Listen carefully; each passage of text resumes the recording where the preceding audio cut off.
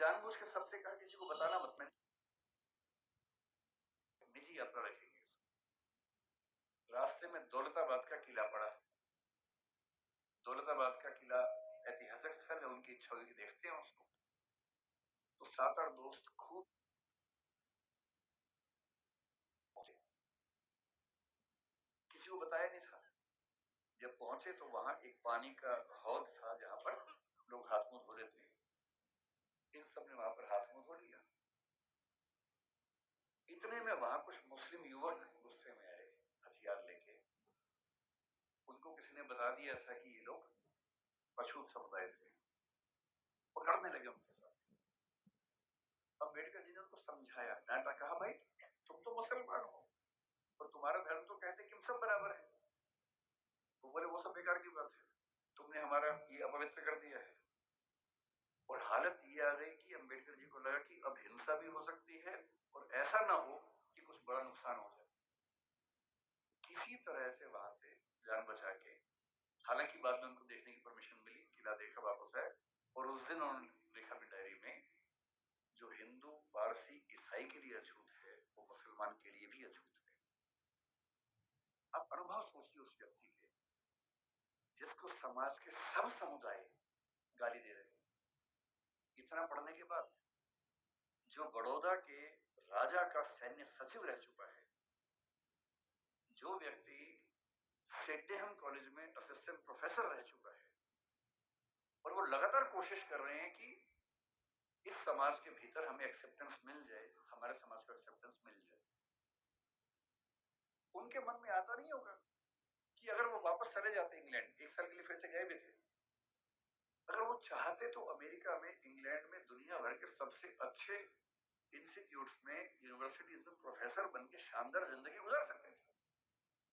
क्या कमी थी उनके जीवन में? और उनको एक बात हमेशा लगती थी कि अगर मेरे समुदाय में संयोग से मैं पढ़ लिख गया हूं, उनके परिवार के 14 बच्चों में वो 14वें बच्चे थे, और उनके खानदान का, उनकी जाति का, समुदाय का पहला बच्चा था जिसने 4वीं क्लास पास की थी। उनको एक ही बात लगती थी कि मैं अपनी जिंदगी तो शानदार बना के गुजार सकता हूं, बड़ी बात नहीं।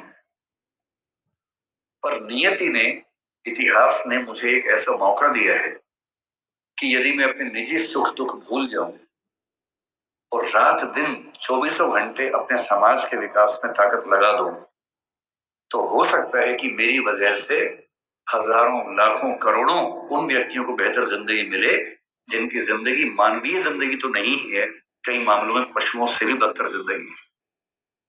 और इसीलिए मैं कहता हूं कि जो बोधिसत्व शब्द है वो दरअसल वैसे ही व्यक्तियों के लिए बना हुआ है। बोधिसत्व क्या होता है? महात्मा बुद्ध के बारे में कहते हैं कि जब उनको मोक्ष मिल गया, बुद्ध मानते थे कि जीते जी भी मोक्ष मिल सकता है। कहते हैं कि उनको मोक्ष मिल गया, और जब उनको मोक्ष मिल गया तो वो मुक्ति में जाके आनंद में रह सकते थे। पर उन्होंने कहा कि नहीं, इस समाज में, इस दुनिया में इतने लोग दुखी हैं, इतने लोग परेशान हैं।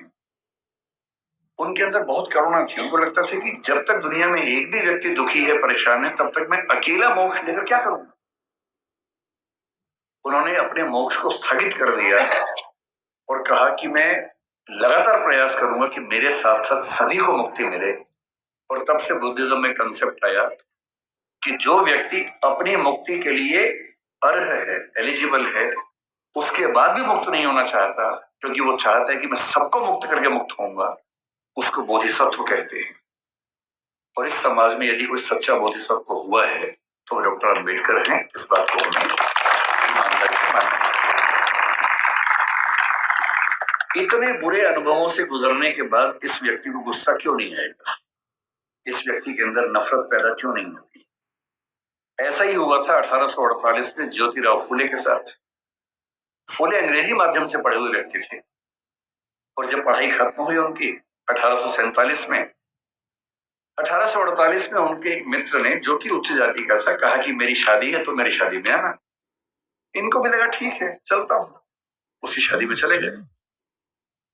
उस शादी में वो गए और दूल्हे के माता पिता ने जैसे ही देखा कि एक अवर्ण व्यक्ति विवाह में आ गया है, इतना खराब से उनको लताड़ा, इतना अपमान किया। और ज्योतिराव फुले कहते हैं कि वही मेरा टर्निंग पॉइंट था।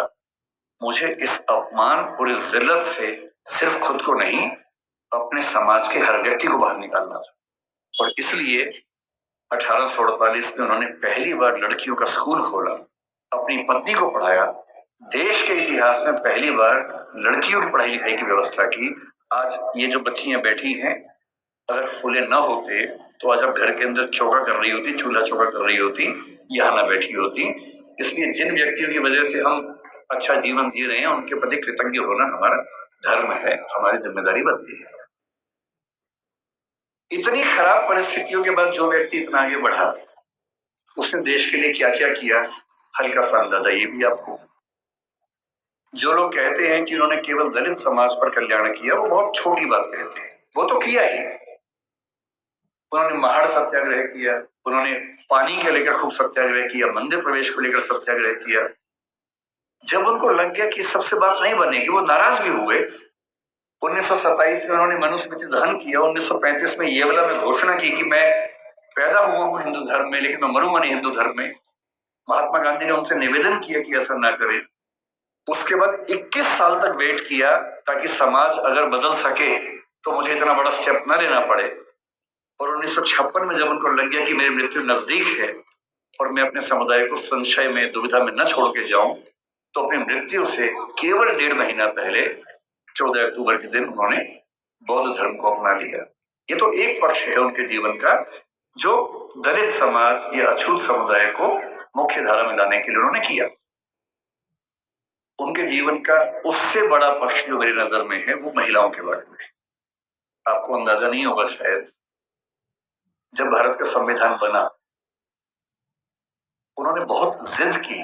और ये बात 1935-36 से ही शुरू हो गई थी, आजादी के बाद तक चलती रही, कि महिलाओं को बराबरी मिलनी चाहिए। और महिलाओं को बराबरी देने के लिए यूनिफॉर्म सिविल कोड का आना बहुत जरूरी था, जिसको आजकल हम बोलते हैं समान नागरिक संहिता। यूनिफॉर्म सिविल कोड आज सरकार कह रही है कि हम लेके आएंगे। ये जिद जिस व्यक्ति की थी, वो डॉक्टर अंबेडकर थे। उनको पता था कि जब तक सामाजिक कानून सभी धर्मों में पुरुष और महिला के लिए बराबर नहीं होंगे, तब तक महिलाएं आगे नहीं बढ़ सकती हैं। और उन्होंने कहा था, मैं किसी समाज की प्रगति का अनुमान इस बात से करता हूं कि वहां महिलाओं की हालत कैसी। अगर महिलाएं पढ़ी लिखी नहीं है, वो घर के अंदर बंद है, तो समाज कैसे प्रगति करेगा। वो नेहरू जी से लड़ गए। जिस सरकार में वो कानून मंत्री थे, 1946 से 51 के बीच का जो दौर था, उन्होंने नेहरू जी से, जो प्रधानमंत्री थे, खूब झगड़ा किया कि यूनिफॉर्म सिविल कोड आप लेके आइए। उस समय नेहरू जी का मानना यह था कि 1951 के पहले आम चुनाव होने के बाद जनता से विश्वास लेने के बाद मैं लेके आऊंगा।